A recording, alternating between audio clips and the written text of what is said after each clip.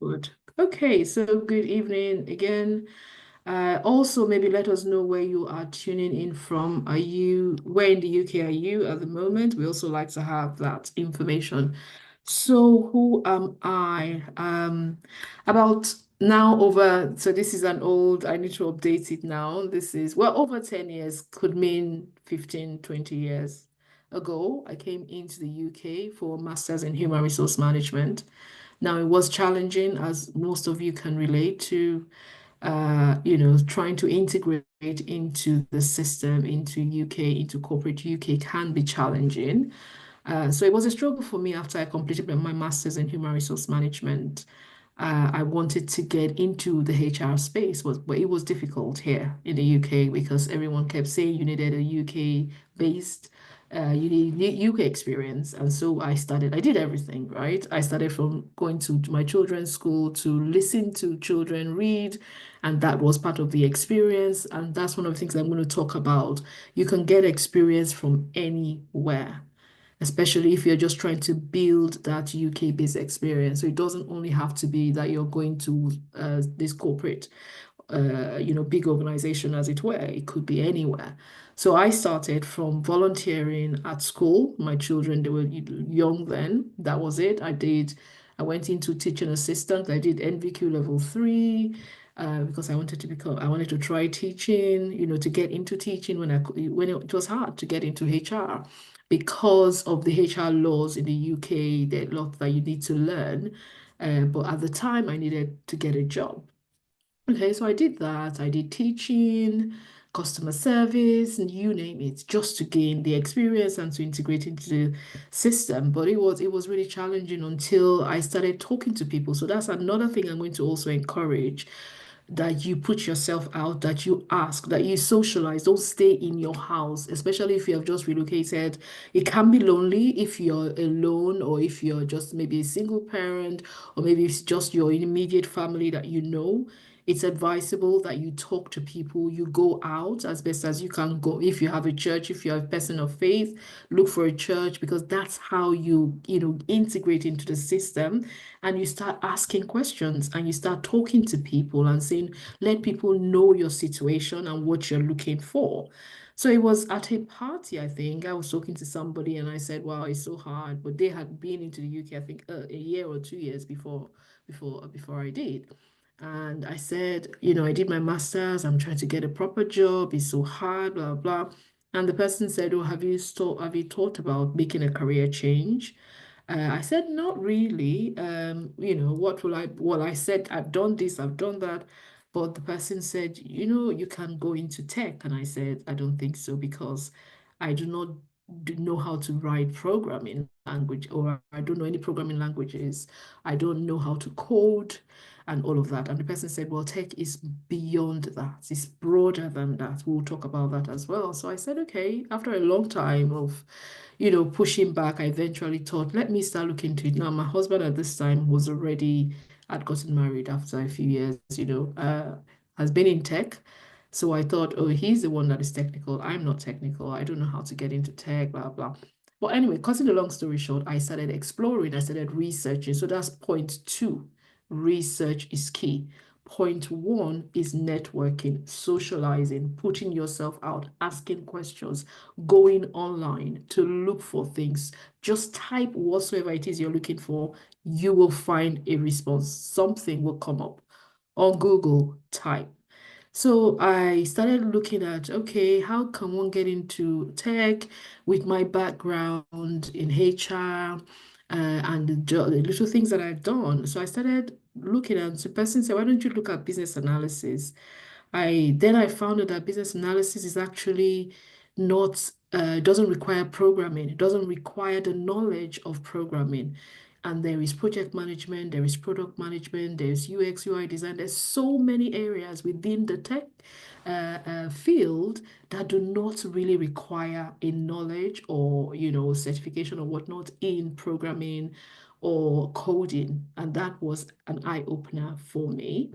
And that's how my story into becoming an IT business analyst started.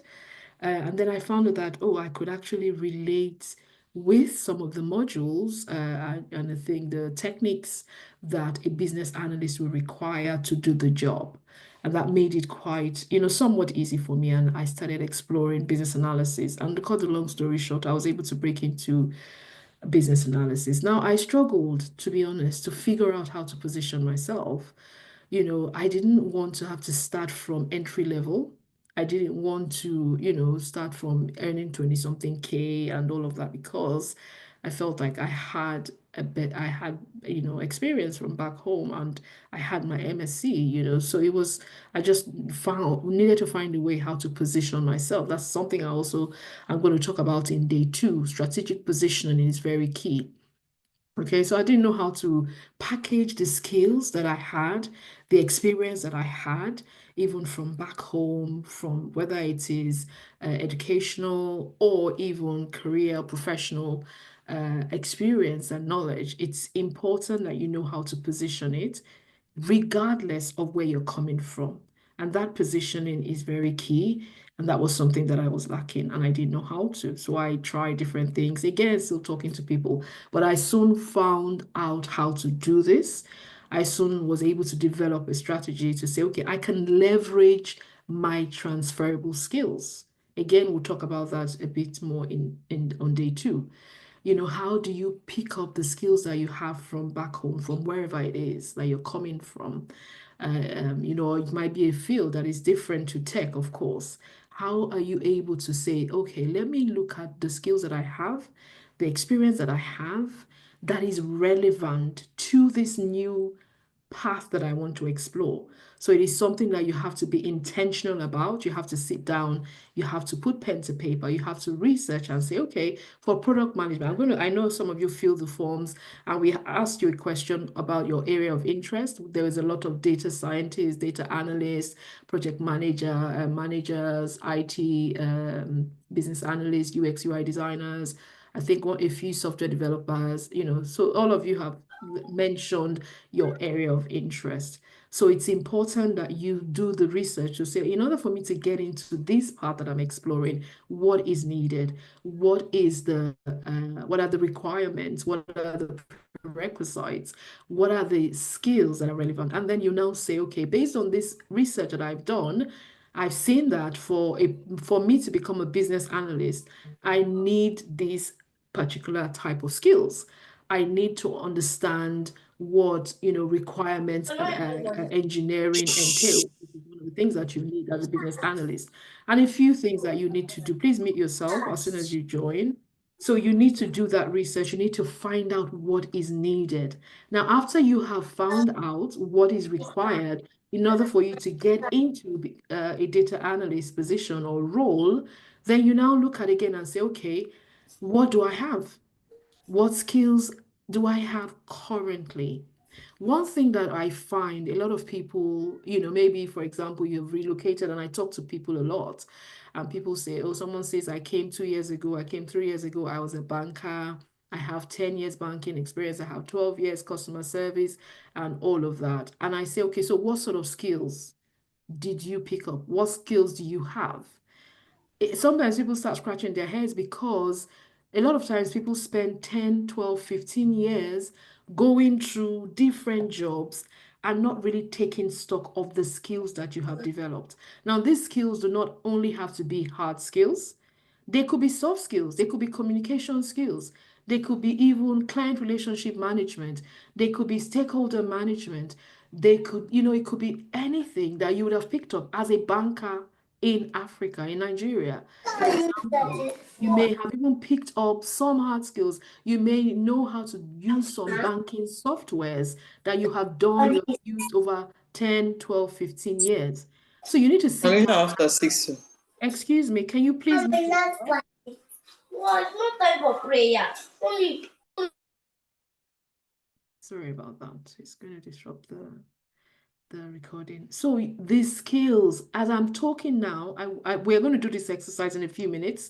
Everyone will have to write the skills that you have picked up from whatever job you did. I was talking to a few of you and you said, oh, I've done maybe procurement. I've also procurement manager in Nigeria. I was operations manager in Nigeria. Okay, so what should I get into? So it's not so much about, the job per se. It is what you did. It's the skills, it's the experience, because that is what you use to market yourself.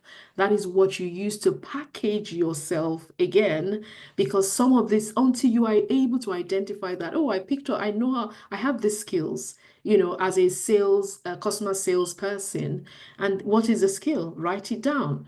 Sometimes I ask people to do this skills gap analysis or skills, and they just put tech skills or technical skills. What does that even mean?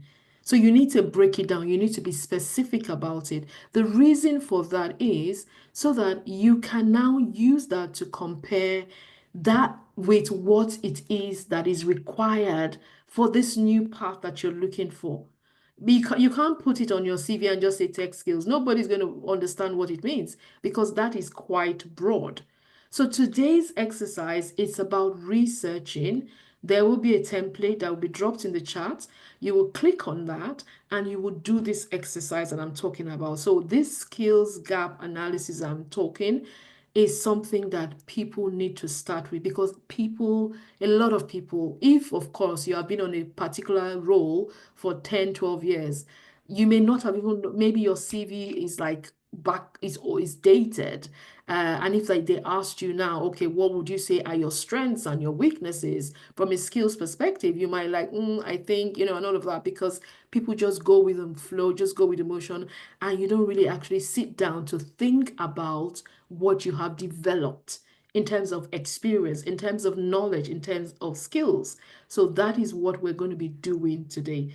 Okay, now I finally was able to put down, identify my strengths, my competencies, the skills that I had from my previous background, as it were. And I wrote it down. I saw that, oh, wow, okay, this particular skill that I did, even that I used as a customer service, I did customer service for maybe 2 or 3 years. I was answering phones, but I was problem solving. I was taking people's calls and they will tell me, so it is a skill. So being able to listen to somebody and say, okay, what exactly, how do I help this person to solve their particular problem? So it is people management, it is problem solving, it's being analytical. So some of these things you need to sit down and think about that job that you did before and then say, okay, what does this mean from a skill perspective? And you write it down. These things are the things that go on your CV. So regardless of where you're coming from, I am a hiring manager and I'm sitting down and I want to look at this person that I want to hire, I will say, okay, what experience you have? What skills? Who are you? What can you do? It's not how many certificates you have. It's not whether you have PhD or two masters or what. No, it's about what skills. What is your skill set? What are you able to do? If I hired you today, will you be able to hit the ground running? Will you know how to manage people? Will you be organized? Will you know how to, maybe plan an event and things like that? And all of us have done these things, whether it was when we were in Nigeria, in Ghana, or anywhere, it doesn't matter. A skill is a skill. So I was able to put all of that together. Now, I'm not saying that that's all it takes, but it's a starting point. So you're not starting from the bottom. You're starting with something that you have in your hand. You're breaking the norm because the norm is people will just ordinarily expect that, oh, if you have 4 certificates in this and that, or if you have done a certificate in data science, or you are I don't know, an engineer. So automatically you should be the person that is good, that should have the job. It's not necessarily true. It's about what you have what you can do, what you can bring to the table in terms of skill set. So anyway, cutting the long story short, I successfully broke into the tech space as an IT business analyst, and on a mission really to help people, to see that it's about positioning. You can even have picked up this experience from working in a church. Maybe you are an admin person, you are very fantastic when it comes to organizing events. That is a project because an event will have a start and an end. What is the definition of a project? It's an endeavor that has a start and an end. Let's put it that way.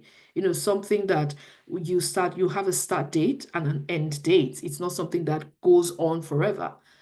So if you have planned an event, if you have, supported something in church, all of that is just for you to sit down and say, okay, this thing that I did, what exactly did it entail? What were the skills? What were the activities that I did on this particular project, regardless of how short or how long it is? And these are the things that you now repurpose on your CV so that you're not just saying, oh, I don't have UK-based experience and therefore I am stuck and I do not know where to start. So we'll go into a lot of this. I want you guys to begin to reflect and think about it and start writing down. You were a banker in Nigeria 10 years ago. What did that entail? What did you do as a banker? What was your day to day? Was it a case of, calling people? Were you problem solving? Were you supporting the MD or whatever? So what were those things that you did? And that is what you will need to repurpose on this new CV. So that way you know that you've got something in your hand and which is different from the norm.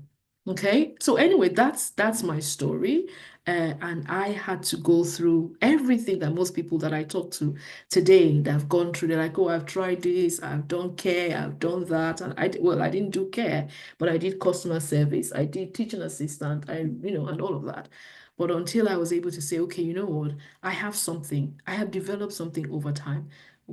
How do I package it? You know how we say in Nigeria is packaging. How do you package yourself so that you are sellable or you're marketable and you can actually say, you know what, I can do this job.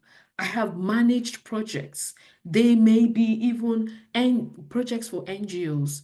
A project is a project because for a project, you need to understand what is required.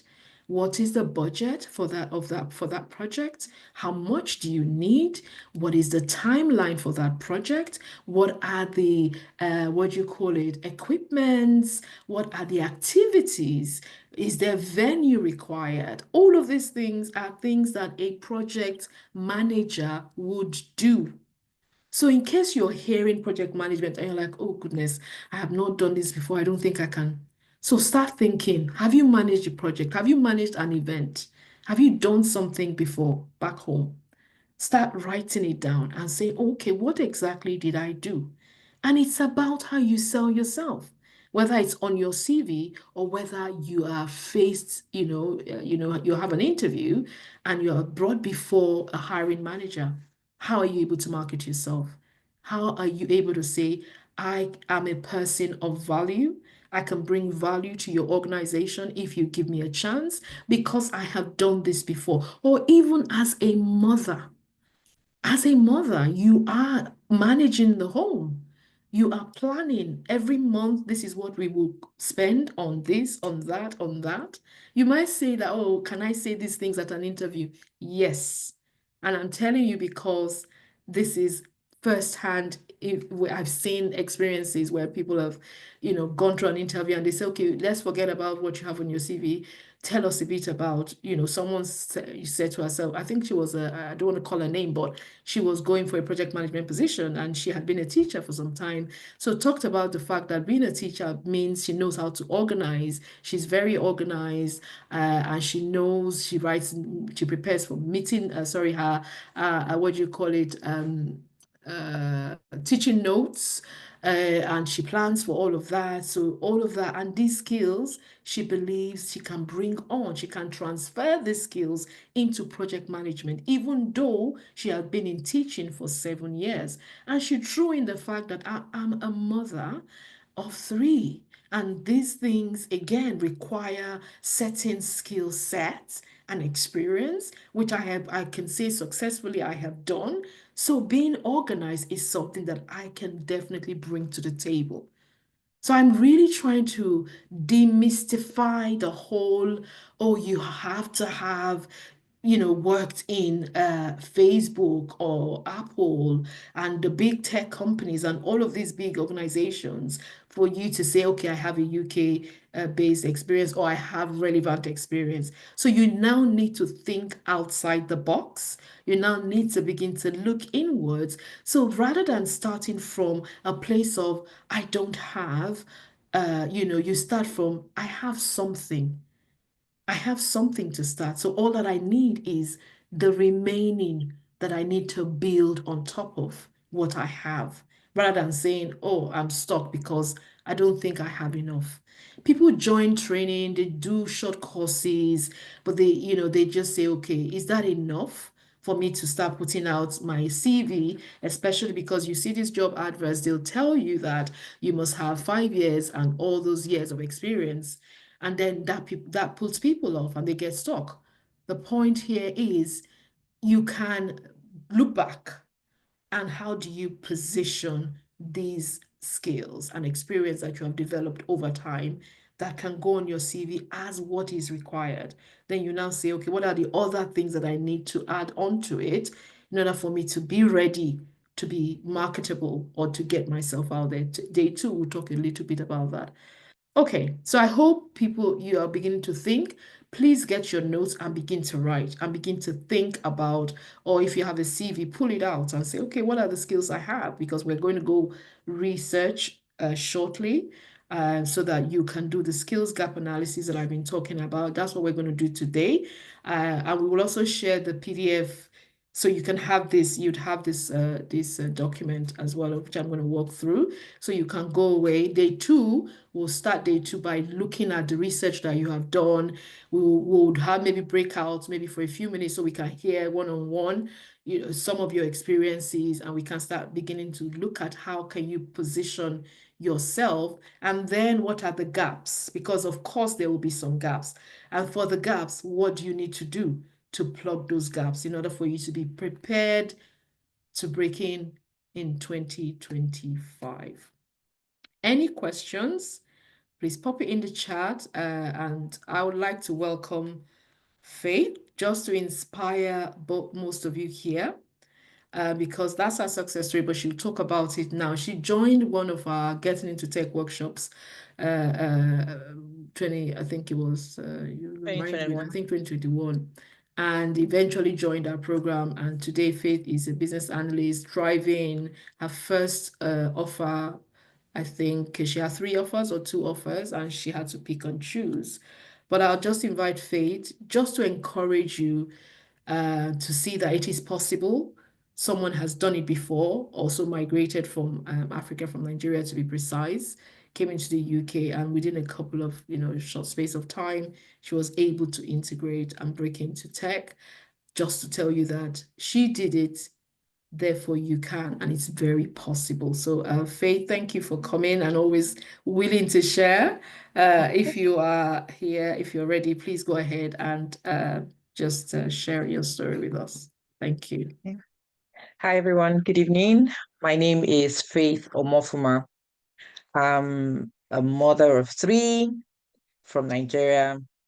I came into the UK in 2020 after I lost my late husband. My late husband passed, and then I moved to the UK in 2020. So in 2021, as you can imagine, when I moved, I was confused, not knowing what to do with myself and all that. But first things first, I knew we had to eat, we had to feed. So I needed to sort myself out, get in the right headspace, as hard as it was. And then I started researching. So I was in the project space in Nigeria. My first degree is from accounting. I had an MBA. I'd worked a couple of jobs in different in various industries, but just trying to put everything together and know the next step. That was the confusion. And so I started researching what I could do with what I had, but it was not getting anywhere because the more I researched, like they say, the more you look, the less you see. There were all sorts of information out there. And then one beautiful day, I came across Sterling Carriers on Instagram. It was a sponsored advert. I'd seen a couple of these sort of, sponsored adverts before, but for whatever reason, I wasn't convinced because it was just not sinking. And then I saw Veronica's own, and I decided, okay, just give it a try. I think one thing that caught my attention was the fact that she was female and she was black, she was Nigerian. I said, okay, I mean, let's take this risk. She cannot do me any bad thing. She can't harm me. She's a mother. So let's try it. So well, I went for it. And then she had the 5-day challenge, just like what you're on now. And because maybe every other person had their own story, but for me, it was a yes or yes situation. I just had to get ahead with life because there was nobody coming to save me. So I just knew I had to give it all I had, because there were 3 mouths waiting to be fed and all that. So I went on the challenge and I was very serious with it, despite the fact that it was free and she was sharing a lot of information. There was no talk of money yet, and she was making a lot of sense. She knew, like, she knew what she was saying, and with her story, her background story, it was very convincing. So I said, okay, life is a risk, take the risk. I had some savings, and after the 5-day challenge, I jumped into the discovery call, and the rest, they say, is history. So I'll talk about my time on the 5-day challenge. Like I said, I took it seriously because that was, something I'd set my mind to do. And I actually won the best. There was this gift prize. I won it for my set. I remember because, like I said, I Yes, gave you it up my did. all. Yes, I did. So, and while it was free, there were lots of information already. And I kept asking myself, so if this is free, I mean, what else? That means there must be something more, and that was what made me stick to it because while I had all these skills and these certificates, everything flying around, and to be honest, when I did my MBA, I just did it because everyone was getting an MBA. And then my husband was alive then, so he could support me. And all. I just got the MBA and we had cash floating around. So just do it and attach it to your name. I didn't really have a purpose for doing the MBA. I just had my first degree in accounting and I'd done a few other jobs in other roles. So um, she she made me see how all these things tied together, my work experience, even things I felt there were some job experiences I had, and I didn't even consider it good enough in my CV because I just felt like this was just 4 months and I was pregnant at the time. So can make an excuse that maybe I had a baby or something to cover for but she made me see how every experience was everything tied together, to position me to where I am today. And nothing was lost. And like you said, even your experience in a church, in a unit, any volunteer experience, you'll be surprised how all these things tie together. And the UK experience makes me understand life differently from Nigerian employers. At least I've worked in very many organizations in Nigeria, and how the hiring system is here is completely different. So in Nigeria, we are very good at bagging certificates. You just want, when you say Faith or Mofama, MBA, BSc, VIP, JP, you just want to keep going. But those things don't really count here as much.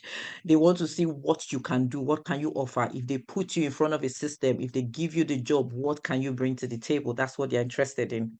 And that gave me the confidence I needed when, she mentioned those things. And even if I'll just say this, all through when she was saying, because my first question was like, don't I need to do any sort of programming or coding? I don't know those things. And to be honest, I'm too old to learn those things. It cannot just stick. There are certain information I know I will never need for the rest of my life. And coding, programming, they're just one of them. So I kept, even when she was reiterating that, no, you don't need it. You don't need it except you want to go into all those very Mhm, deep things. I said, no, I'm fine with the basics. I can mhm, communicate. I've got mhm, some analytical skills. I mhm. have the attention to details. She pointed out everything, based on my experience. And she said, with this, you're good enough. I did not believe, to be honest, until, in fact, my disbelief was with me until I got my first job and I actually started working. And I said, truly, she said this thing a year ago and it's true. Nobody has asked me to code or do anything out of the ordinary. So just to encourage you, you're here on a 5-day challenge. It might seem, oh, because it's free, or you're just here to test the waters, but life is a risk. Take the risk. I took the risk, and here I am. I am not doing badly at all. In fact, when she asked me about my why, because was it the 5-day challenge or the main one now? I can't remember at what point you asked us to state our why. You need to state the reasons why you want this career path, why you joined Sterling Careers, what you want out of life. And one of the things I mentioned was I'm a single parent. I've accepted life that my husband passed away, and I have 3 children. At the time, my 3 children were under 10 years old, with my youngest being 1. So that was a very challenging period. One of the things I wrote, I said, I want to earn what a I couple, remember. yes, what a couple in the UK will earn together. And she said, you're in a good career path. I said, are you sure business analysis can give me? Because I'm not here to play, like, because I need to make money and I need to make it legally. So this is one of the reasons. I've got children. I want my children to do well. I don't want them to be disadvantaged in any way because their father passed, So those were one of the that was one of the reasons that stood out for me. And thankfully, 2021 to 2024, um, it's happened. All of it has in fact, beyond Wow. my expectation, way beyond. In fact, she didn't even say enough. All the things she promised me, everything and more has come to pass. And I've worked the first job, the first time I she pushed me out because I wasn't ready. I wasn't ready. I still had that fear in me. She said, "No, you are Mhm. ready." I said, "Are you? Is this all right?" She said, "That's all you need. You're ready to go out there." So the first time I was thrown into the job market to start seeking for jobs, had not even gone far in the moment we did the LinkedIn optimization. Those are all of the things that will come up later on the program, the CV coaching, the interview, the LinkedIn optimization. The moment we did all of that, recruiters, they're looking for me. Mm. And well, sorry to say this, because I had the Nigerian mentality. Initially, I was like, is this scam? Haba. I just did LinkedIn and they are looking for, where do they know me from? Like, what's going on? They are just searching for me. Like, is this really how easy? And every time we feed her back all this information, she said, yeah, go for it, reply like this, reply like that. And boom, I had 2 offers. One was a pharmaceutical company, the other was a university, and one was contract, one was permanent. So I went back with all the offers to her, and we talked about it. I decided to go for one, and the other one said, okay, you know what, we're looking for 4 BAs. We'll reserve the role for you for 6 months. I'm like, Can you imagine? you don't know me from anywhere. What I know. how do you think I can perform? They were like, yeah, we'll keep the job for 6 months because we're actually looking for 4, and then we can afford to reserve one space. So hopefully your contract You with the go back. university is 6 months. Hopefully you'll come back. By the time I was rounding up the university contract, they had renewed my contract, obviously with better rates. There was the job waiting in the pharmaceutical company, and a new job had come on board. And that one was the best of the 3. So I went for that one. I had to disappoint the other 2.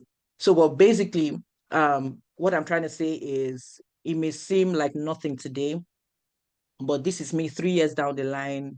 I'm still single. My children are not doing badly. I'm not doing badly. I'm paying all my bills by myself. To God be the glory. All of it is out of this career, and it started like a joke. It was just a sponsored advert on Instagram. I saw Veronica. I took the risk. I did the work. You I did the must work. mention that I You did did the the work. work. It Very, was a very lot important. of work. So Yeah. trust me, it was a lot of work. If You you're did the work. single, if you're married, well, better for you if you're married and you have someone to support. But however you are, whatever, it's a lot of work. There were times I cried real tears, but I had to print my why and paste on my wall. I pasted it in my sitting room, in my bedroom. So when I wake up, the first thing I see is the why. I say, okay, there's no giving up. It's a yes or yes situation. There's Yeah. no anywhere. So it's a lot. It's and Veronica's favorite phrase then is it's not a It's walk not a in the walk in the park. park. Yeah, it's a Yeah. lot of work. But if you put in the work, trust me, you'll be singing a different song years down the line. And God has been faithful. I've been promoted on my job. I've had increase, the raise, everything. I'm comfortable. I'm not begging. I'm not borrowing. because not just that I chose a good career path, I followed someone, like they say in Nigeria, follow who know road. That was just it. I followed someone who has been there, done that, and she held my hand through the process. We were many, they're different, everybody has their success story, thankfully. And those people, my colleagues on Selling Career, they have become my friends today. We talk about our journey and ask about each other. We met just like you all here. We met, and then thankfully we're all succeeding together. So yep. Brilliant. Thank you. Thank you. Very detailed. Thank you so much. So before we go into some practical, I want to see if anybody has any question. I think we'll take questions now. It might be maybe if you have a question particularly for Faith, let's take that. Can you mute, please? Yes, so if you have anything at all, this is on Zoom because I want to make it interactive, give time. We're going to go into breakout rooms. Maybe people will feel more comfortable. But for now, I just want to open it up. If there is any particular question you have, please raise your hand. It might be directed at Faith in particular. If you say, oh, you have something that you want to know, she's just told you very briefly summarized everything. So if you want her to unpack any aspect of her journey or anything at all, please feel free to ask. Raise your hand and let's take some questions for a few minutes. Just raise your hand, use the sorry, who's that? Okay. Sophia's hand is up. She's clapping, I think. Is there still Oh, okay. That's a clap. Okay. No, that's not a clap. Hello, that's not a clap. That's actually a hand raised up. Oh, Sophia you were, here. it seemed like he was clapping. Okay, go ahead then. Go ahead, Sophia. Hello, Faith. In fact, I think this was just orchestrated this night to hear Oh, you wow. speak. I'm actually at work and just peeped into this place and I just heard you talking. And it's Wow. as if I'm hearing somebody recounting my story. I'm Wow. also a single mom by happenstance here in the UK with 2 children. Just rounded up my master's. So in between getting either a COS or a post-study, because my visa expires in January. So I've also asked myself the why. I need my kids to not be shortchanged because their father is no longer existing. And I know that even coming to the UK was a very big step. A lot of people told me not to take it because of the children and how hard it was. But I came and we are doing it. So I just want to find out, when you delved into the business analysis, or when you delved into the career, the tech world, were you also working full time in a company? Because of how the UK system is, were you working full time in a company, or what were you doing? How did you go into it? That's what I want to find out. Or were you doing like a part-time? How were you able to balance it? Especially if you understand the COS I'm talking about now, because we all need that certificate of sponsorship in the UK. I know maybe those of you that came earlier were quite fortunate, but we really need that certificate of sponsorship, or we pay for the post-study route, which I don't want to. I want to sponsorship. So how were you able to balance the full-time and the tech, please? Thank you. I don't know if you get my question. Yes, I do. So like you may already know, there are different paths to coming into the UK. I came in through some kind of special path that I may not want to talk about because it's recorded. So, but I didn't get sponsorship. When I came in, I wasn't working because I had to wait for my permission to work to be granted by the Home Office. So that waiting period was the time I used to research. I had some savings from Nigeria, and that's all we're surviving on. And like savings can only last so long if there's nothing being added. So Yeah. I needed a miracle. I needed an intervention, if I can say that. Yeah. And so with the savings I had, of course, meeting Veronica or meeting any one of these adverts I was seeing, I was very careful because I had limited funds. I didn't want to blow it into nonsense that would just leave us stranded. So it Yeah. was a risk. I'll just say that it was a risk. And thankfully, she allowed us some instrumental payment. So it was at least you could check to say, okay, it looks like it's going somewhere. And so I wasn't working. I was waiting for my permission to work. So with that time, I used it on the program. And by the time, I'll tell you something, by the time I was ready, my permission to work was not out. I'd applied, but I was still waiting. And then Veronica mentioned something, that there was somebody who had come on the program way back. She had the same challenge with me, and she said, you know what, go ahead and start applying for a job. I'm like, even if I get the job, I can't work because I mean, I don't even have the permission to work yet. She was like, go ahead and apply, and let's, Okay. take one step at a time. So I went ahead, applied, and boom, I got 2 jobs. I'm like, okay, now. So I went back to her to say, okay, now I have 2 jobs. I don't have the permission to work. What next? And she was like, tell them the truth. I'm like, they will just take the job. She said, no, depends on how you performed in the interview. If they really want you, I remember all those. She said, if they really Yep. want you, you'll be surprised what they Yes, you will do. remember. So I went back to 2 of them, Okay. and I said, sorry, I've applied to the Home Office, but I don't have my permission to work yet. So technically, I can't resume when you even want me to, even if I know I have the job. And the 2 of them said, okay, we just need a consent letter from you, and we'll push it with the Go Home to the Office. home I'm like, office. what? Yeah. Do they do that? She was like, yeah, Mhm. just go Mhm. ahead. I said, okay. I gave the 2 of them the permission. I said, who comes first? And I was just literally waiting, and the university was faster. And they came back and said, yes, your permission is going to come so day. And boom, I received the permission to work. So I went with the university, the first one that came back. And the other one, I had to tell them, they were like, oh, we're just about getting. I said, well, it is what it is. And then they extended for 6 months, waiting for me to come back. So I wasn't working. I had some savings, and then that was how. But in saying that, I know there are lots of sponsorship roles. I don't know. I was never a recipient of any one of that because of how I came into, but I know there are lots of Yep. sponsorship roles. And I saw someone's comment. I'll just probably address that while on this. And the person says he's worried about saturation.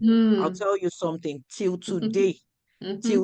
Till this minute, I still get recruiters asking me if I Mhm. want to switch roles till today Mhm. on LinkedIn, Yep. especially.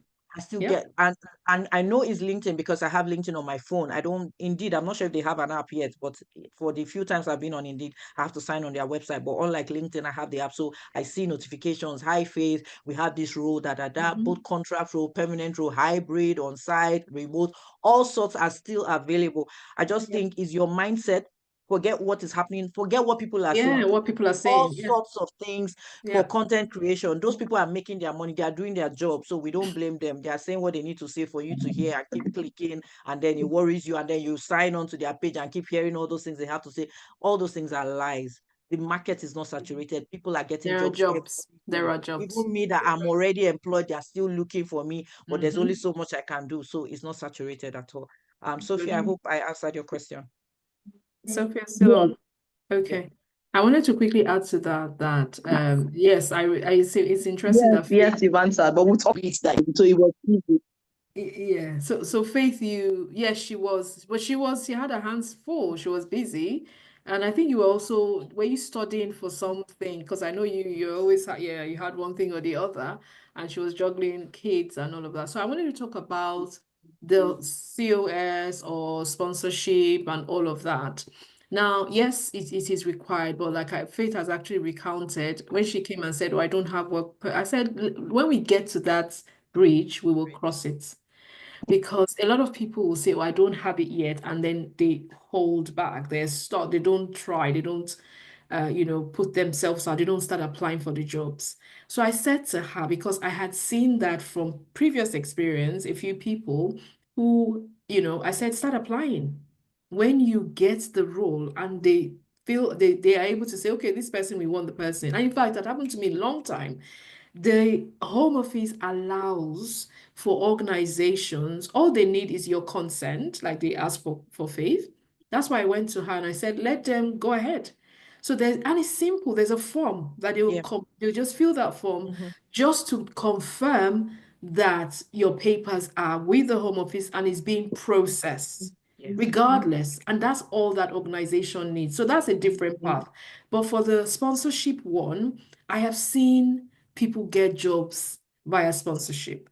So I don't want you to get to a point that I'm gonna wait, or I mean I won't start doing these things, maybe upskilling and developing yourself, preparing to start doing that. Now, when Mhm. you get to that point, it will, you cross that bridge. One of the ladies in Sterling, she actually got she was on care COA, paid so much. I know we're recording, so I'm going to be careful.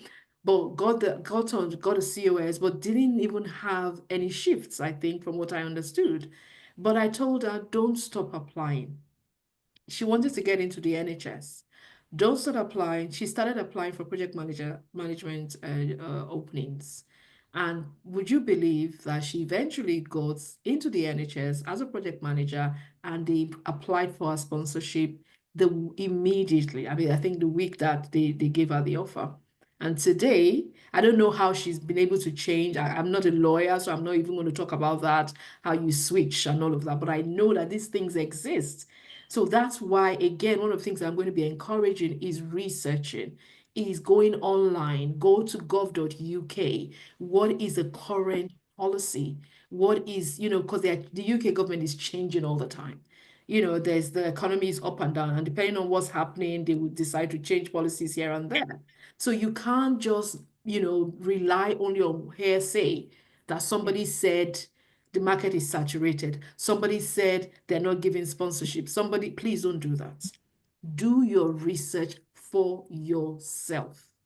Go on gov.uk, look at updated, updates that are, because they're publishing these updates. What is it? What can you apply for? Because people get stuck just from lack of knowledge. Even the good book, the Bible says people perish for lack of knowledge. So my point is, yes, you need COS. So what you want to do is you need to plan. You need to start saying, okay, if I want to get into tech as a business analyst or a product manager or a project manager. Okay, what do I need? What are the gaps? Do I get on this course? Maybe some people are on maternity. That is a good time for you to say, okay, get on it. So start, don't worry about the fact that, oh, I need this. Start the work, put the steps in place and start taking the action. Then when you get to the point, attend the interviews, put your CV out there, get prepared, get ready. So because like they say, don't wait for when the opportunity comes and you're like, oh, no, no, no. Prepare so that when the opportunity comes, you are ready. Yeah. So if it's a course you want to get on, whatever it is, get your CV out, get your LinkedIn, put it there, and attend the interviews. Then somebody says, okay, some of them may ask you, what is your visa status? I'm not discounting that.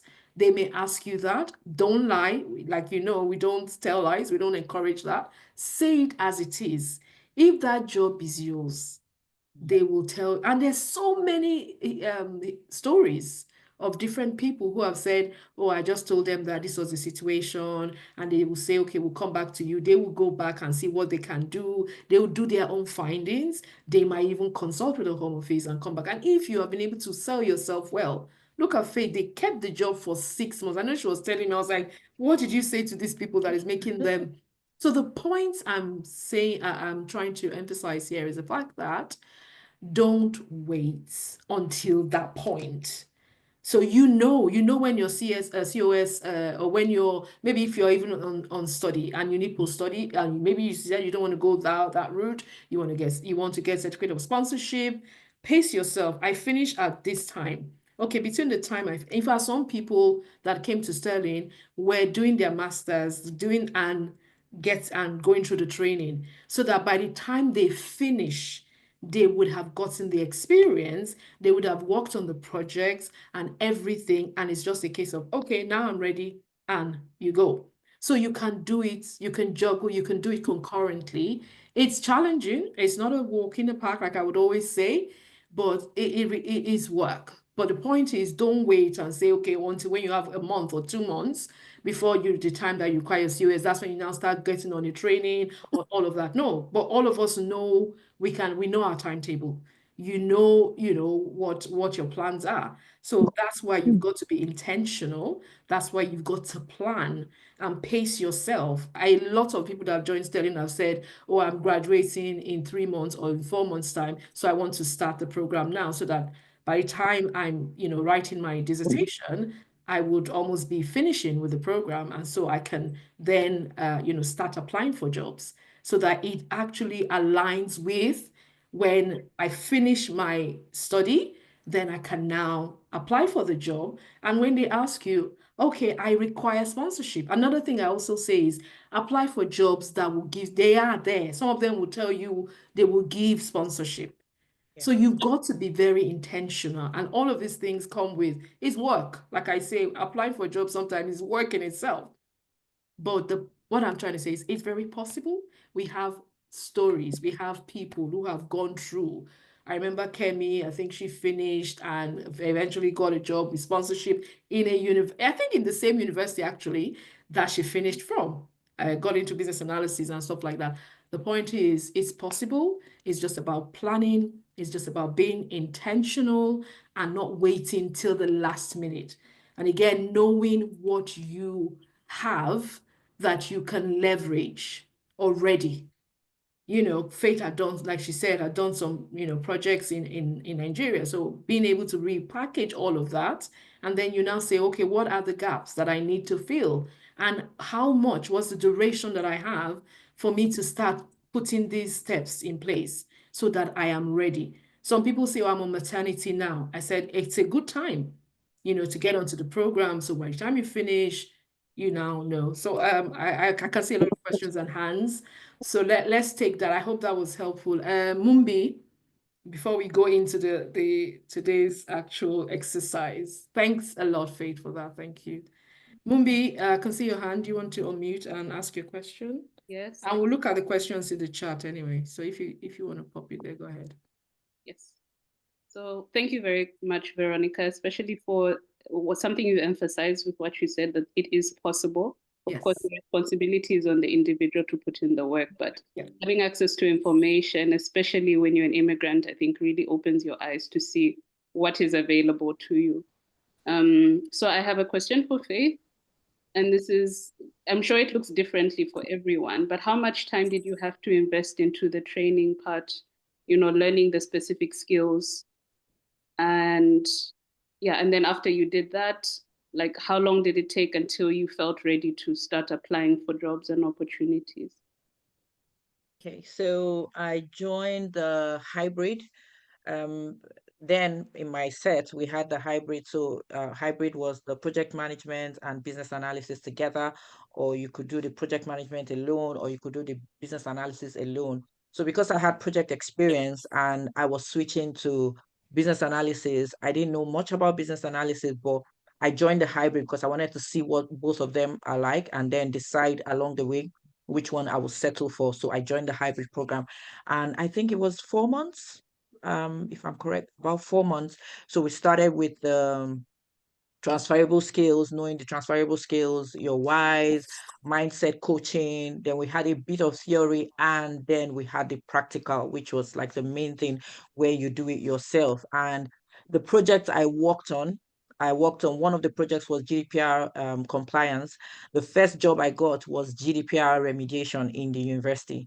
So it was like the exact same thing I'd done in Sterling Career. So you needed to have seen my interview. My mouth was like a public tap because I'd just finished with Sterling Mhm. Careers on the same project, and I was interviewed on the same. And of course, because you did it yourself, you will know what to say. Just basically saying what you did, nothing else, nothing, no book from or quoting all these laws and all those things, just what you did. Because, like I said, UK recruiters, they're about what you can do, not what is on your CV per se. Yes, what is on your CV gives them a heads up of who you are and what you can do. But on that day when they want to hear you speak, they want to know what you can actually do if given the role. So, um, like I mentioned, when I had applied for other jobs, but these jobs came looking for me, the GDPR, the university one and the pharmaceutical one. The recruiters found me on LinkedIn because Veronica had taught us how to optimize our LinkedIn page. So immediately I was done with that. I just kept receiving messages, and then for every message I'll tell her this is it, da da da, and all that. So it was, I would say it was immediately because I was just waiting on my permit, and then for each job, for each of these two jobs, it was one interview each. People have their different stories. So there are some interviews we've heard of people who do 2 steps, 3 steps, or whatnot. Everyone has their own path in life. Mine was just one each. And they said, okay, we'll get back to you. And in 2 days, they were like, okay, you have the job. And then there was 2 jobs and no permission to work before we went through that process of telling them, okay, I don't have the permission, I've applied, but there's just some delay from the Home Office, and they decided to push for me, and the rest is history. So mine was just a straightforward process. There was really no waiting along the line.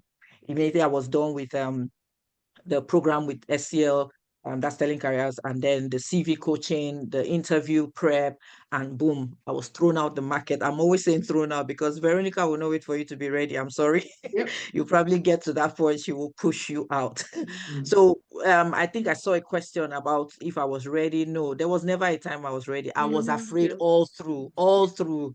There was never a time I was ready to say, okay, now I'm ready. I mean, you don't even have that luxury of time, to be honest, because it's a mind game at the end of the day. Your mind is playing tricks on you. You're asking yourself those questions. Am I sure I know enough? Is this everything I really need to know? Yes, that's all you need to know. You're good enough with what you know, what you will get from Selling Careers. And like we said, you will put in the work as well as you're doing your thing in Selling Careers. You're researching and you're putting all of this knowledge to go, to be a step ahead.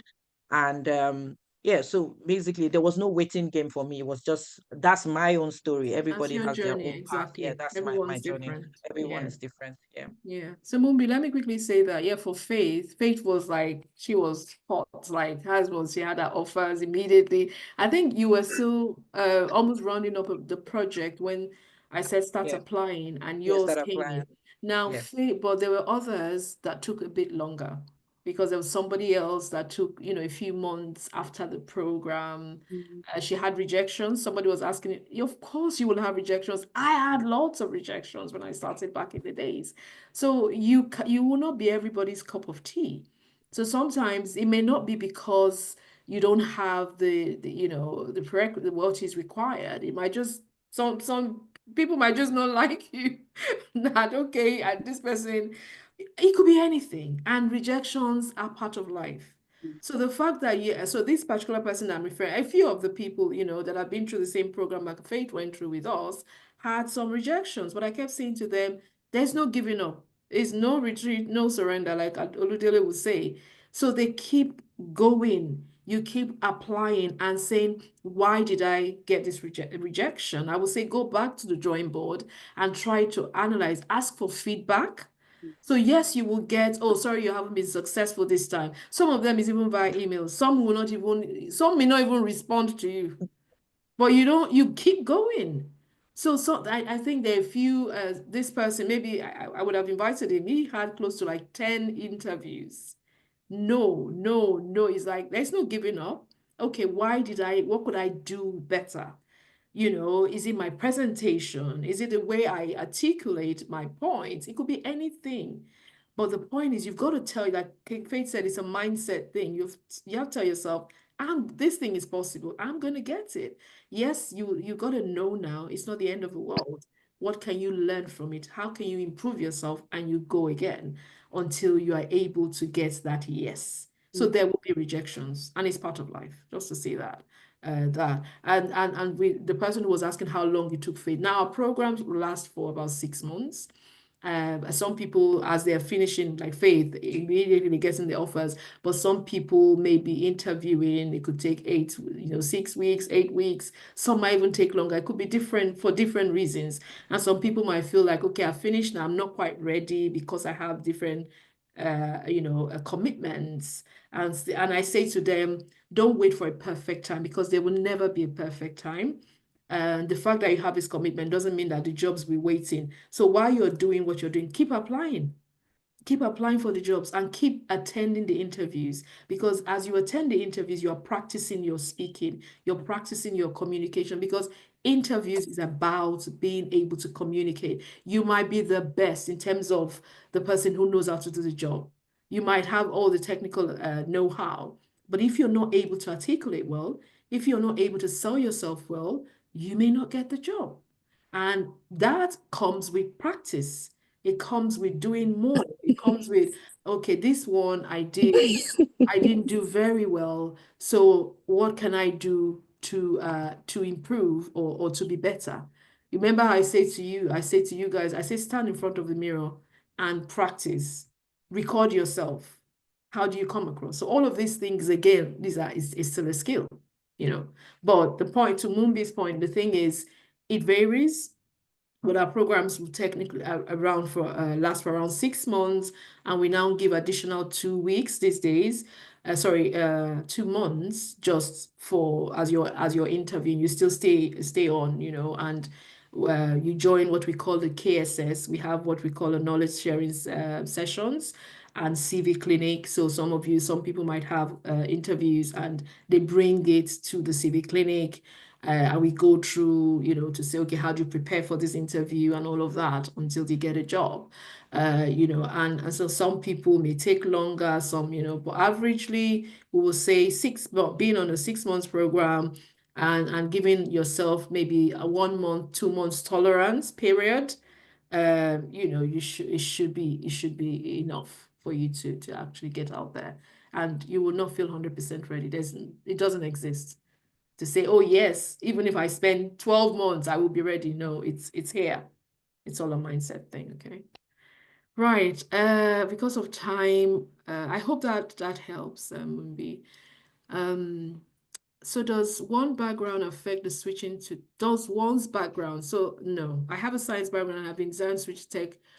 It does not. It's so science is broad. What does that mean? And switching to tech is again very broad. Now, I think with these questions, we're going to go into the exercise because this is what will now help you to start thinking about what you have. I say start with what you have in your hand.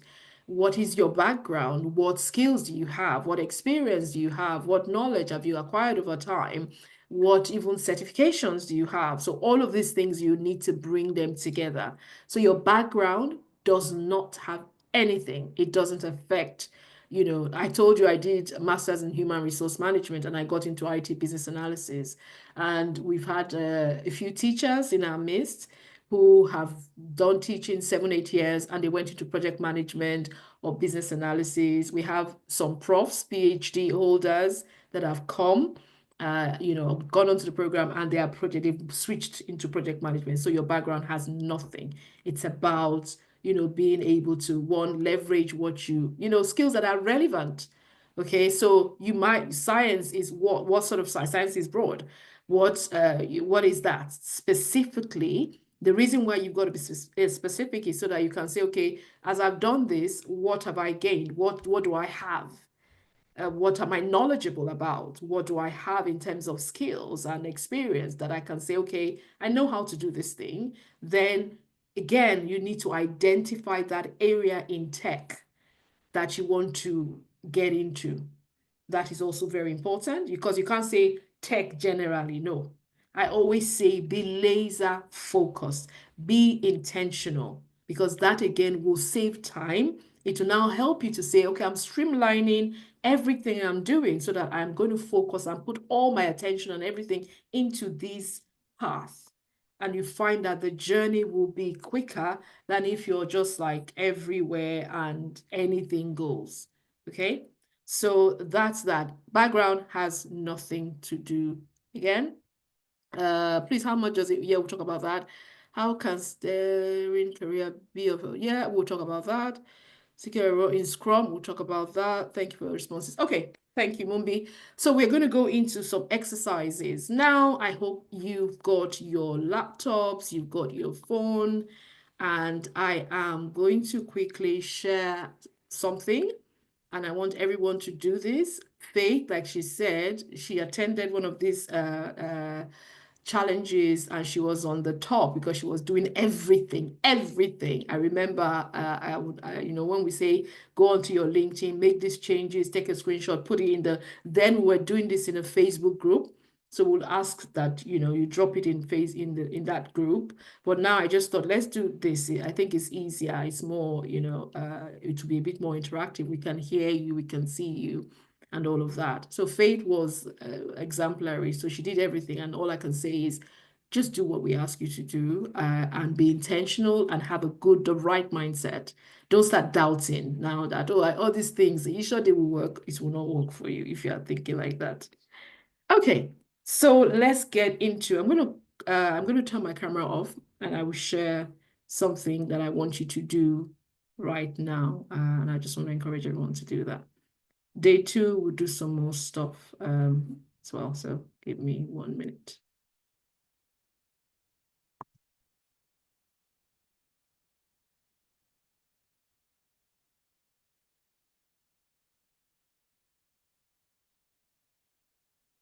Okay. Let me move this here. So we've just done face. So let's get practical. What I'm calling the next thing that we're doing is we're breaking the norm, okay? And on completion of these activities, one, I would hope that you get clarity on the career in tech that aligns with your why. So we're not going to go into that now because that is, it takes some time to do the work around mindset and all of that. I might share something later. So I think what will happen by tomorrow, we would maybe add you all to a WhatsApp group. I think most of you, we have your numbers. It's just a break. Everyone's on break now, so I couldn't get the staff to help with that, but we will try and do that so that it's easy for us to carry on engaging and interacting for the next few days. Okay, so it's important that you get clarity. The reason for that is it saves you time when you are clear about where you're going. Imagine if you were setting out in your car and you just started driving to an unknown destination without putting the postcode or the address into your sat nav. You can imagine that you would just be driving aimlessly and it will take you longer. If for midway you now realize that, oh, actually, I don't have the postcode in my sat nav, or I'm not even using the sat nav. And then that's the point where maybe you would have done 30 minutes or 1 hour or even more. So clarity is very key. It helps you to save time, and it actually, helps you to be in a job or in a career that aligns with you, with your why, with your values. All of those things are very essential. Now, we would also look at how can you leverage your transferable skills so that that transition can be fast or faster if you are using what you already have. The person who says, I'm in science, what area of science is very broad? What exactly are you doing? Are you in the medical field or where? So what is it? And the reason why you have to be clear, you have to say it, write it down, is okay, whilst I was going through this, whether, I don't know, is this background, is it in relation to your academics or is it career or professional? Again, that is important that you actually identify and write it down. Okay, so that you can say, okay, whilst I was studying for my master's in human resource management, I did some modules about on maybe some business analysis techniques. Okay, knowing how to use PESTLE or Potter's Five Forces, SWOTs. I learned all of that. I did that in business school. And as a business analyst, these are techniques that you use on the job. So I was able to say, oh, actually, when I did my master's in human resource management, we did some business modules in this, in that, strategic analysis. I can't quite remember all the modules. So all of these things are important. That's the reason why you have to say, okay, let me even write it down so I can see what I already have. That can be transferable. Mind you, not everything will be transferable to the path that you have identified. So you need to know, one, what is this path that I want to go into? Two, what do I need in order to get a job in this field or in this role or in this function? And then you now say, what do I have that is relevant to this new path that I'm exploring? And that is what we're going to do today.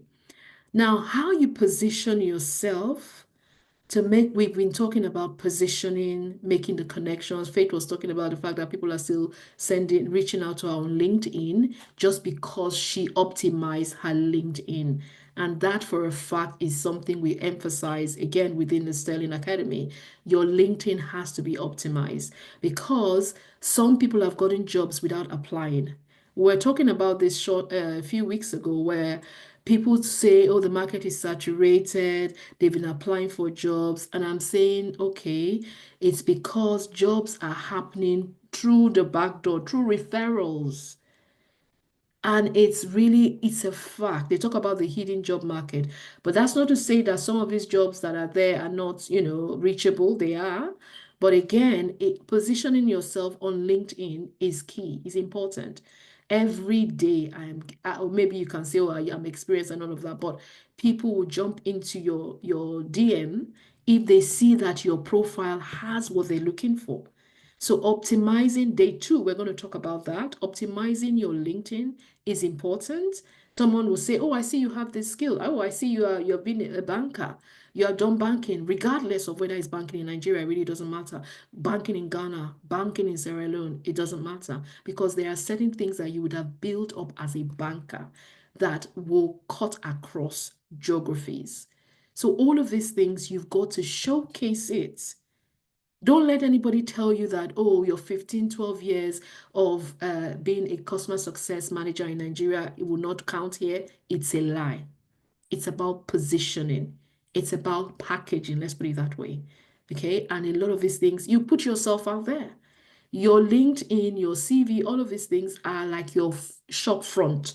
You know how these high street shops will put mannequins with maybe new product lines that they are trying to advertise. It's on the shop front. So as people are walking past, they're seeing this and they're like, oh, I like that top, and they go in. So your LinkedIn is like that. Some of you, your LinkedIn has gathered dust self because it's, or you don't even have one. So if you want to break into tech, you've got to be on LinkedIn. You've got to position yourself well.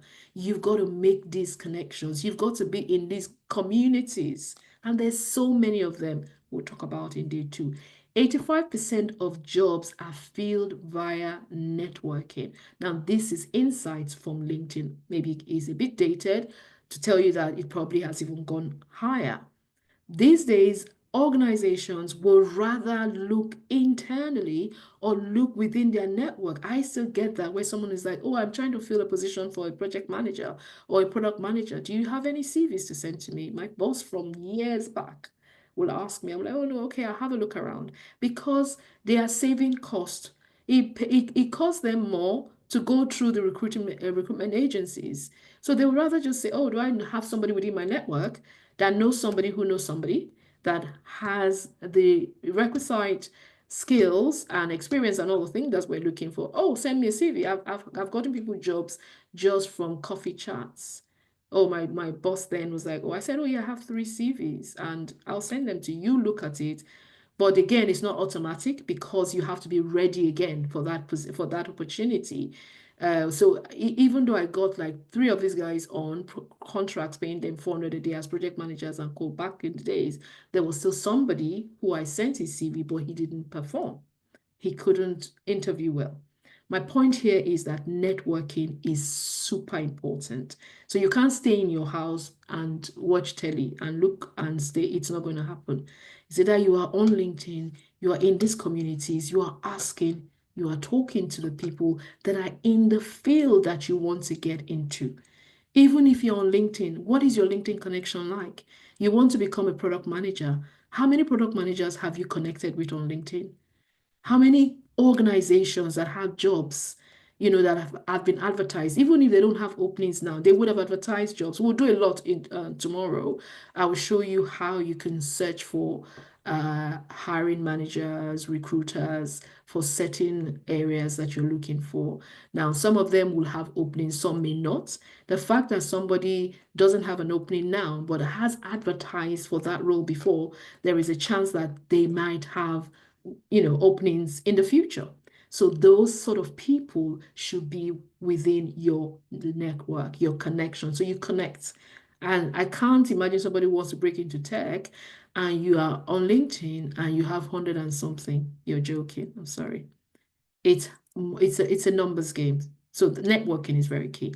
And we'll look at, okay, how do you How do you become laser focused to develop the relevant skills? Now, we say you can leverage transferable skills, you can leverage what you have, but there will always be a delta. There will be some gaps, of course, because it's new. You're going into a new path. You haven't, done this before. So how do you now say, okay, what do I need to put in place for me to fill these gaps so that I can now be ready to get out there? Okay, so I'm just again just going to paraphrase this to say it does take time. Faith said it. Now anybody who knows me, I never paint anything, gloss it and just no, I'll tell you the truth, right? People will call and they say, oh, I have a friend who went through your program, they've got a job, and if it's me they're talking to, I ask them questions, and I tell you for a fact for free. It requires work, it requires commitment, and it requires a right mindset. Okay, so now you've got to just be aware of that. So again, I'm saying this that don't be too much in a hurry. I know that there are bills to pay, which is why we always say to you, don't quit your day job whilst you are trying to do that transition. Don't quit your day job just yet, because you can do it concurrently. Yeah, somebody asked, I think, I can't remember, it was Sophia, I think. So yeah, Faith's case was different because she had time, her situation was peculiar. But there are a lot of people within the academy that are juggling their jobs. I was juggling 9 to 5 for a long time when I was trying to get into a tech. I had a young family, kids. I will sit down and I'm doing certifications, I'm working and trying to develop. So it is possible, and everybody within the academy does that. Okay, apart from those that might be on maternity. So that's why people do their 9 to 5 jobs. Some people do their shift jobs. You do it because you have to pay the bills, but you know where you're going. You know that is just what you call it, a stopgap. It's just a temporary thing that you're doing. So that can be done whilst you're picking up the skills, you're going through the training, upskilling, and getting yourself ready.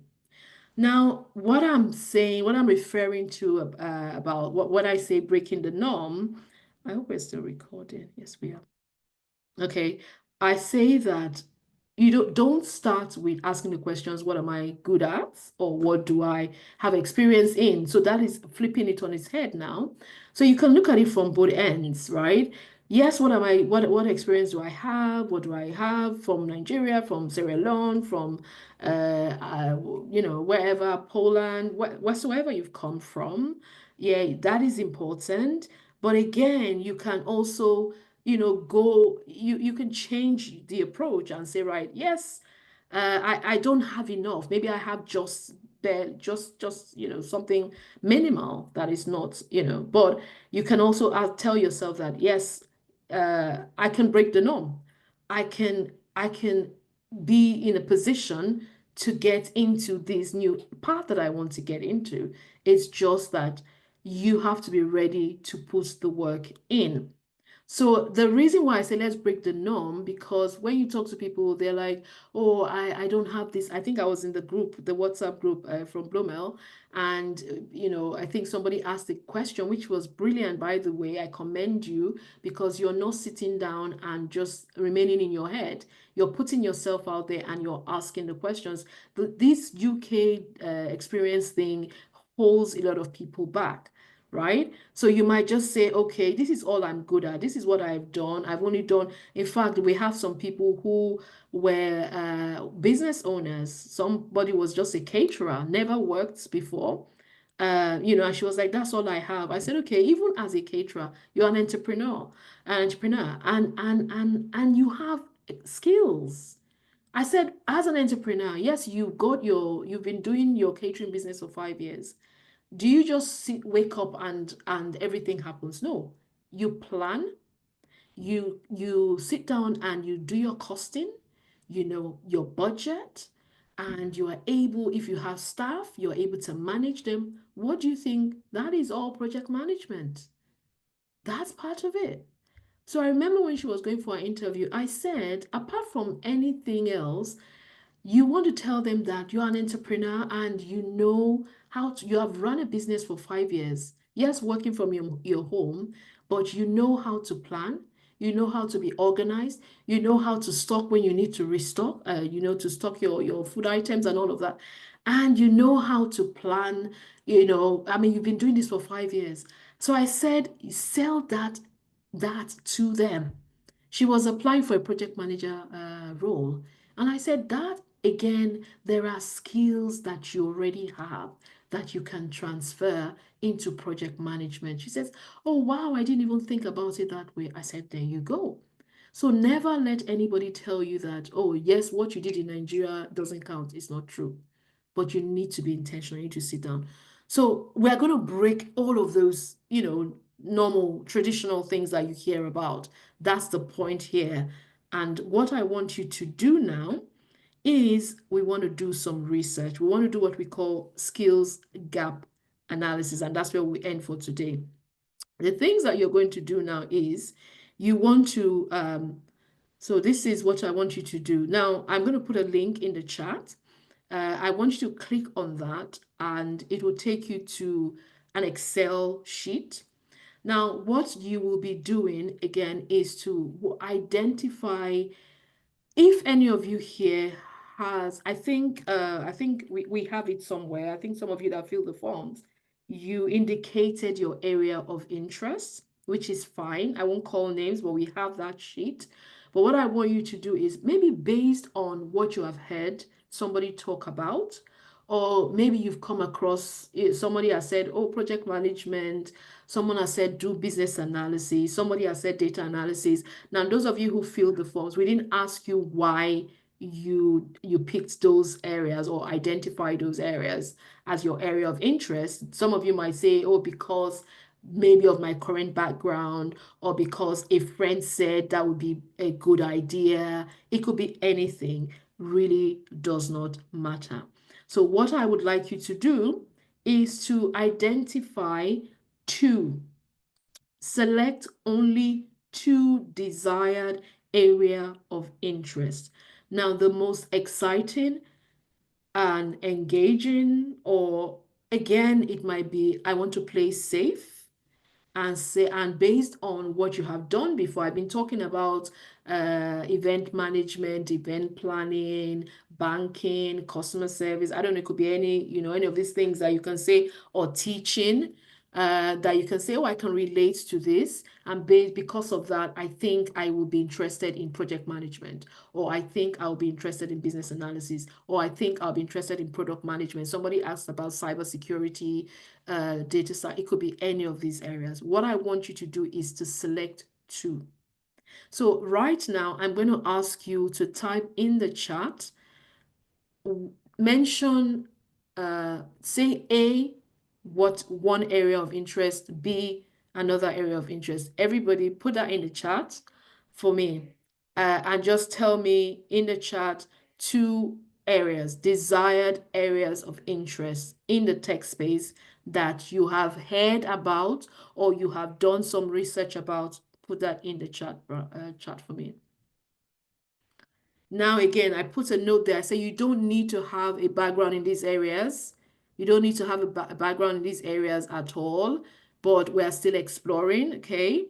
And then we'll look at what we're going to do is we'll go to the skills and competencies that would help you determine what you need. So in the chat, put there, is it business analysis? Is it project management? Okay, put it in the chat, and I will put an Excel I'll put a link now. Everybody click on that link and you do this exercise. Okay, I'm seeing that's brilliant. Data analysis, business analysis, GRC data analysis, Scrum Master data analysis, project management, business analysis, data analysis, project management. Brilliant, brilliant, brilliant. Okay, lots of project management, business analysis. Right, okay, brilliant. Okay. Good stuff. Okay, so I will put a link. It should take you to an Excel. Now, just give me 1 second. So there's two things we're going to do. I'll put that link in the chat. I haven't put it just yet. So keep putting your stuff there. We'll round up with this. I know we've gone over time.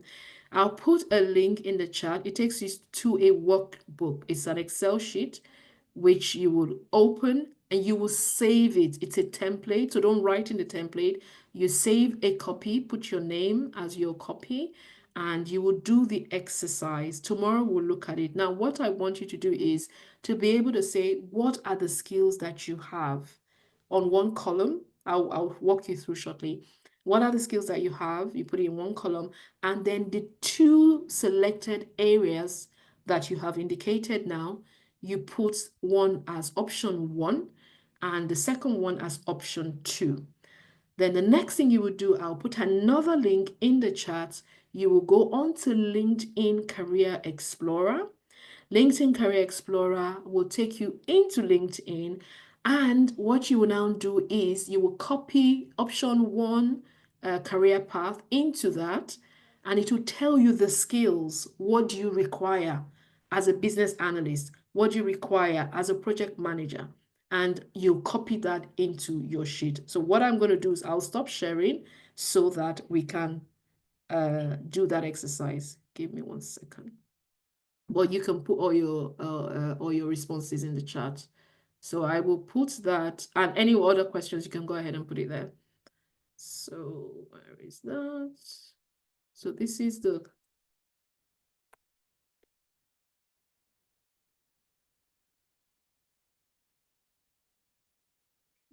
so please don't type in the sorry.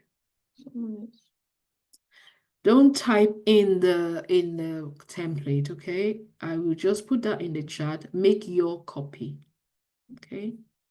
Make your copy, please. And let me know, anybody with this link, you shouldn't have any access issues, yeah? So it's in here in the chat.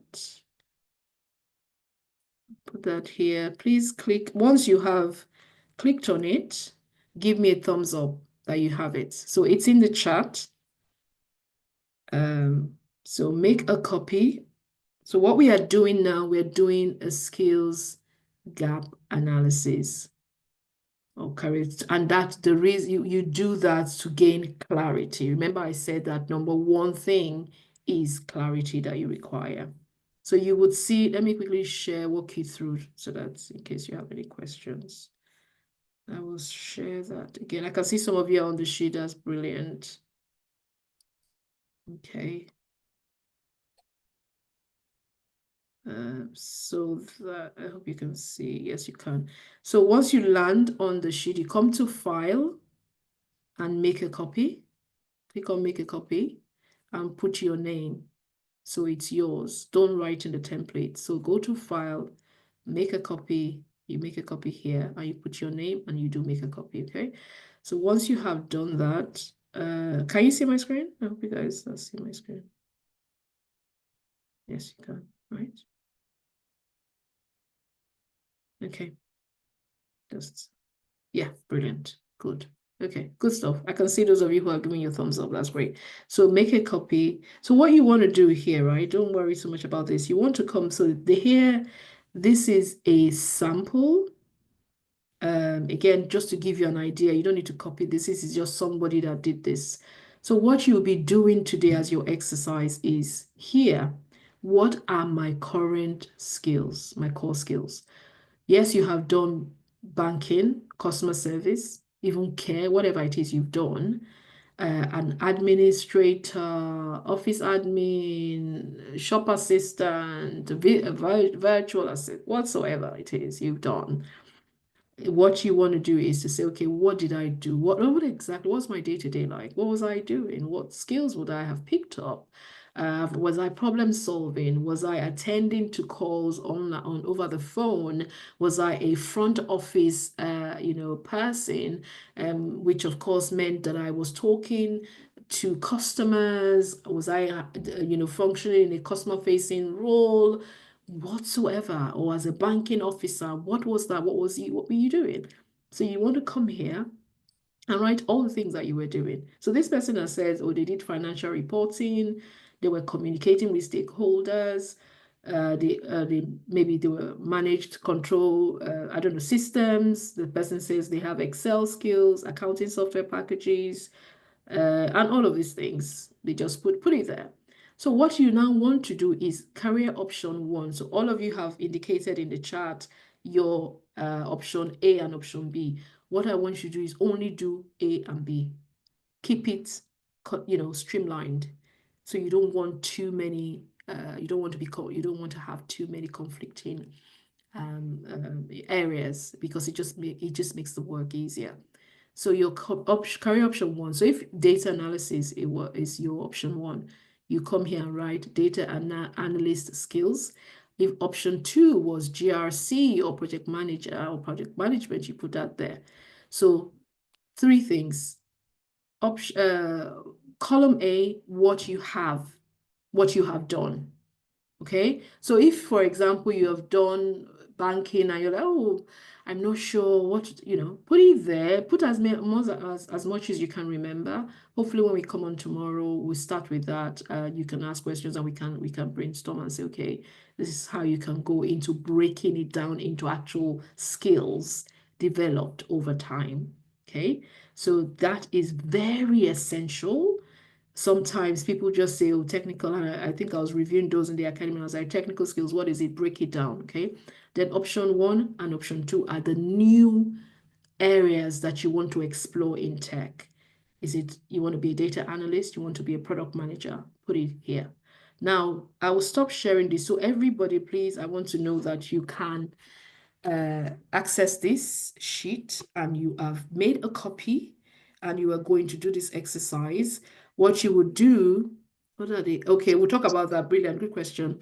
So I was going to, sorry, mute yourself, please. Mute yourself. Mute yourself, please. I don't know what that is. Okay, sorry. So the X's are, now, once you have done career option 1 here, then you have career option 2 here. You now go into LinkedIn Career Explorer, which I will show you. I think the link, I was going to put the link in the, what's it called again? LinkedIn. I don't know if it brings it out, but let's see. Okay. I think it's this one. I'll put the link in the chat and I'll show you. And you can use any tool. You can go on Google, really. You can just say, okay, let's say data analysis or data analyst is what you want to explore.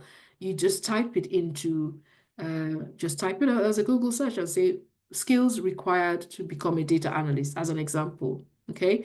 And then it will bring up the skills. But what I want to show you here is this, which I'll put in the chat now. LinkedIn Career Explorer. I'm just going to put it in the chat here.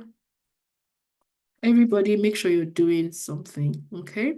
So once you do that, so let's go, we scroll all the way. We'll scroll all the way. So click that link. I put it in the chat. It takes you to LinkedIn Career Explorer. We're finishing now. We've gone over time. So you just see my slider. I'm going all the way down and I come here. So let's say I put data analysts. Okay, this one is saying, let me see. Okay, there you go, data analyst. So you type data analyst, click on LinkedIn Career Explorer, it brings you here, you put data analyst. See, it says skills for data analysts. And Microsoft Power BI, data visualization. And trust me, you don't need to have everything before you are ready to get a job. But it gives you an idea. So if that's what it is, come here and copy all of this. Or if your one is project manager, it brings all of that. So not everything, you just pick some and it gives you can copy that. So when you copy, use LinkedIn Career Explorer, and then you come back to your sheet here. So for example, what we just looked at there for data analyst, you can write data analyst and you put all the skills. You can go on Google and do a search and get as many as you can. Put it here. Option 2, you put it here. Now the X is based on what you're now comparing what is needed with what you have. What is required with what you have? Because the point that I'm trying to emphasize is that the skills and experience that you have from wherever you're coming from is still valid. It is just to say, how do I identify what is transferable from these skills that I have currently or I've gained previously? So that's the reason why this column is important. So you come here and say, okay, for let's say business analysis, the person needs to understand reports, no, the person needs to understand planning and monitoring. Now you put a tick if it is something that is on this your column, if it's something you have done before. It doesn't matter whether it was in tech or not tech. So that's not the focus now. Whether you did it when you were banking or whether you were an event planner, you did project scheduling, or you did scheduling, you did event management, you did budget and resource planning. It does not matter where you did it. If you've done it, it's a skill that you have developed. So you now come and put an X here if you have it, if you have done it, regardless of the industry, the field. It doesn't matter. It's the skill, it's the experience. So the X here is, this person has now said, this X is an indication of what they have on the list of what is required, what they have from the list of what is required. So they have 1, 2, 3, 4, 5, 6, 7, 8, 9, 10 X's on business analysis. And then option 2 for the person was social worker. The person just put it there. So they have 1, 2, 3, 4, 5, 6, 7, 8. So you can see that here the person has more ticks than here. And that's an indication here is that the person's is leaning, the person's, if you want to say, your, what do you call it? You want to, your advantaged position is where you have the most ticks. So that means you have more business analysis skills and experience. Remember, business analysis, it's not only IT related. Business analysis cuts across. So it's not only IT. So you could have been doing business analysis, but you were called a different role. That is why you've got to do this research. You see, when you now do the research, you're like, oh, I've been planning and monitoring. Just maybe not, I'm not called a business analyst, but I've been doing that. Oh, I know about variance analysis. I know about pricing. I know, and all of these things. So we're not talking whether it is IT or non-IT. We're talking about the skills. So the X's is an indication of what you have. So that way you can say, oh, I actually, I will be better positioned to go into business analysis than social worker because I have these many ticks. And that's what it means. That's a good question, by the way. And so what you want to do, let me reiterate again, the exercise for today is write down on this column what you have. What have you done? What experience? What skills?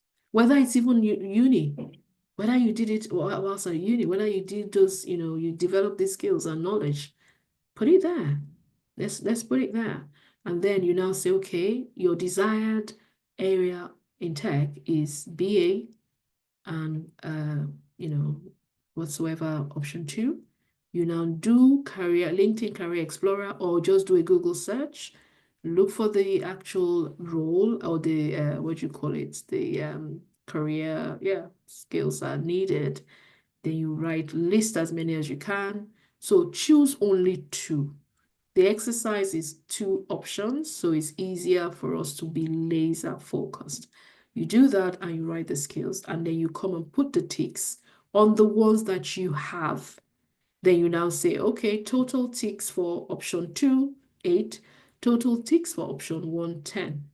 Then maybe career option that I should be looking at might be business analysis because I already have. And therefore, you can now say, okay, I have this. tomorrow we'll look at how do you bring it home to say, okay, these are the gaps that I have now. What do I need to do to fill the gaps so that I will be ready to make that transition in 2025 within 4 to 6 months, 9 months, whatsoever. We are also going to be very specific, measurable about it. That's another thing. People say, I want to get into this, I want to get into that, and there's no time frame to it. There is what you call setting SMART goals. Everybody's talking about goal setting for 2025. You have to be intentional. You now have to set SMART goals, specific, measurable, put a time frame to it, something that is achievable, something that is relevant and is time bound. That is setting SMART goals. So we will be able to say, okay, I have this, which is good, but I need that.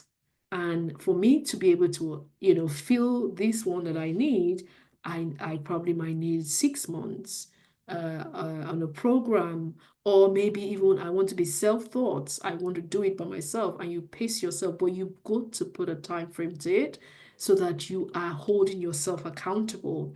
That okay, between this period, I would have done this, I would have done that, I would have been, yeah, and then I will be ready at this time. So you've got to be in 2025, make up your mind to be intentional, to be specific. If last year you've been desiring getting into tech, some of you have reached out to say, I've been desiring to get into tech, I'm just not sure.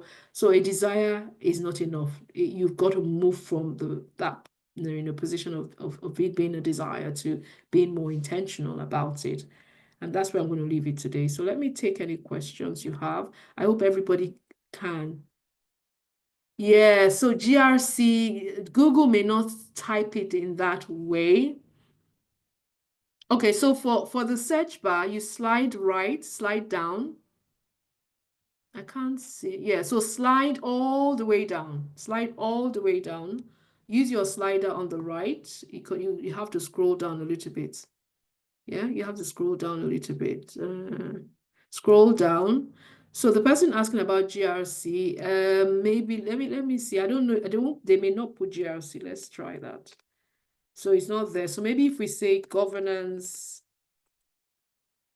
it may not. So that's why I said you can just do a Google search. It may not come up here. It's fine. Even if LinkedIn doesn't have it, this is just, yeah, there you go. It may not come up. Or let's just say risk and compliance. Let's see if it brings up anything. If you say risk, okay, risk compliance, risk manager, risk analyst. Yeah, you could try that. So there you go. So you could say risk analyst, ISO 27001, IT risk management, fraud investigations, blah blah. Oh, look at that now. Can the person who's so you see there's governance, risk management, and compliance. So again, that's the thing about people. I'm not doing 5 days this time. I used to say that sometimes when you are even applying for jobs, some people are limited because they just type in business analysis or project manager, only to find out that sometimes these titles change. I can show you now. Look at this one. We put risk analyst, right? But it actually covers GRC just there. So when we type GRC, it didn't bring anything. That's why you cannot limit yourself to only searching for certain, titles, using certain titles. Let me even use the example. We're going to end now. We've gone over business analyst. Okay. So if we say business analyst, we put that in here. And you scroll down. So the slider is what I mean by this one here on the right, which was on my right anyway. So we've put business analyst there, but look at the different other titles it brings up. That's why this LinkedIn Career Explorer is good. These are other matches that your skills as a business analyst can still function within these other roles and these job titles. So it says ITBA, that's fine. Business analysis manager, solutions analyst, business process analyst. You may not even type for that if you're looking for a job, but it is also in the same purview, is in the same category. So in the same category, sorry. So business process analyst is the same thing as what a business analyst will do. The systems analyst, or I don't know why they put IT project manager. So the point here is don't be limited by just one particular job title, if that makes sense. Don't be limited by just that particular job title. So come here, put it here, and see other matches that it could bring out. So I always say to people, don't just type only one, or you could just put it. So if we, for example, we did GRC in Google, let's say skills. Type it and see what it brings, and just have a look. So research is key. Just be on your, on your toe, on your fingertips. Technical skills for GRC roles. You click on that, so you can use a Google search, and to bring it up. We're going to round up now. Sorry, guys, we have gone long over 8 o'clock. Okay, so that's the exercise, and what we're going to do tomorrow is we will come back and we will look at how you all got on. Again, I'm going to advise you, like Faith has said, take action. Don't just, play it down, but be intentional. Click the link, save your copy, make that your copy, do that exercise. Then tomorrow we will look at it and we'll discuss more. And as you're doing your research, you can find a few things, bring your questions. We'll start on time tomorrow by just taking questions, reviewing what most of you have done, and anything that you probably have questions about, we will look at it. And then the next steps is what next? What do you need to start doing? And at the end of tomorrow, I want us to go away with a roadmap. Everybody will say, okay, this is what I have from this exercise that I've done. I think I have clarity about the area that I need to be looking at. Some people start this whole journey and they think they should be going in this direction, but by the time they do more research and do more talking and asking questions, they might change. So I want you to do this research for yourself, and then you'll be able to say, okay, I think I will be good, going in this direction. Then you now say, okay, these are the skills that I know, these are the things that I need in order for me to be prepared in 2025 to apply for jobs in this area, and this is what I have. So what is the gap? And what do I need to put in place as a transition roadmap to help me achieve that end goal? And that's what we'll be focusing on tomorrow. We'll do a bit of LinkedIn optimization again. So what we would do is, at the end of the day, we'll share these PDFs with you. You can take it away and, continue optimizing your LinkedIn, and being on some of these. I'll talk about a few of these communities and groups that you should be in. How do you engage on LinkedIn? Because some people have gotten jobs just being on LinkedIn. Someone reached out to them to say, oh, I like you. I've seen your profile. I think you'd be a good fit for the job. And, oh, can you send me your CV? We have a short call. Boom, you get the job. So you've got to be well positioned. And it's 8 o'clock right now. Any questions, comments? And let me know how you have found today's. Just put it in the chat. How have you found this useful? Is there anything that you want to say as we round up in a minute time? So tomorrow, same time. You're welcome, Sola. Tomorrow, same time. Hopefully we will finish before 8. And yeah, we'll see you tomorrow. All right. So please do the exercise. Make sure please make your copy. Let it have your name. And when we come tomorrow, we'll see if we can do breakout rooms so that we have more focus. But just do the exercise, and I shall see you all tomorrow. Have a good evening, and wish you all the best. You're welcome. Thank you. The recording will be available. We'll do the 2 tomorrow and today, and we'll send it to your emails probably by Monday or so. Okay, have a good evening. Thank you.